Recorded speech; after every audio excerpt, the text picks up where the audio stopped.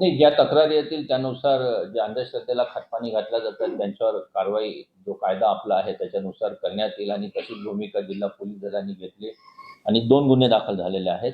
जशा तक्रारी येतील आणखी गुन्हे दाखल केल्या जातील.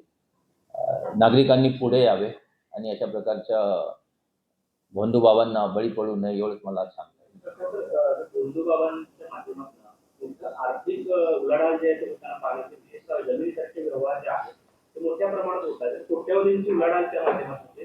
काय नक्की ह्या भोंदूबाबांच्या मागे कशा पद्धतीचा क्राईम घडतोय त्यांच्याकडून याबद्दल काही विशेष आपण सांगू शकाल का?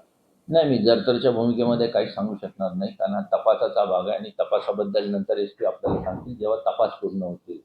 याशिवाय अजून मी मगाच सांगितले की आता दुसऱ्या मुद्द्यावर उहापोह मी आता करणार नाही. त्याच्यामुळे मला वाटतं हे थांबवलं तरी तुमचे कॅमेरे बरं होईल आता.